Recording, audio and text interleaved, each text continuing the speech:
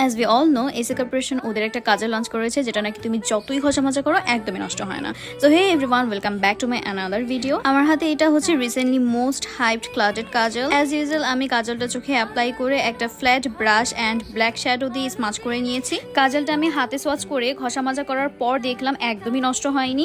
Even পানি দিয়েও আমি রাব করেছি অনেক জোরে জোরে, বাট তাও কিছু হয়নি। And for me it was quite surprising.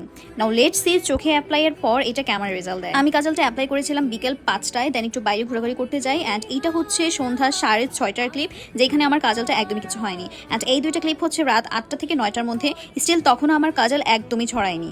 দেন আমি বাসায় আসি অ্যারাউন্ড রাত 10টায়। অ্যান্ড বাসায় আসার পর দেখি আমার ইনার অ্যান্ড আউটার কর্নার দিয়ে কাজল কিছুটা ছড়িয়ে গেছে। অ্যাজ ইউ ক্যান সি, হয়তো আর একটু ভালোভাবে ব্ল্যাক শ্যাডো দিয়ে স্মাচ করলে নাও ছড়াতে পারতো, বাট আমার চোখে আমি যত ভালো অ্যান্ড দামি কাজল ইউজ করি না কেন মাস্ট ছড়াবেই। তোমার যদি সেম প্রবলেম হয় then I guess you guys can feel it. First of all এই কাজলটা নিয়ে আমি যেই জিনিসটা নোটিস করলাম যে কাজলটা সহজে ছড়িয়ে যায় না, এটা জায়গা থেকে গুড়ি গুড়ি হয়ে উঠে আসে, যেটা হচ্ছে এই কাজলটার বেস্ট পার্ট আর কি বলা যায়। বিকজ কাজল ছড়িয়ে গেলে মঞ্জুলেকার মতো দেখা যায়। সেকেন্ডলি আমার কাছে কাজলটা ইংলটের কাজলের মতো লেগেছে, যেটা রেগুলার প্রাইস আই গেস 2100 টাকা। So in a very reasonable price I will give a big shout out to this clouded kajal. এই ছিল ক্লাউডেড কাজল নিয়ে আমার honest review, which is not sponsored obviously.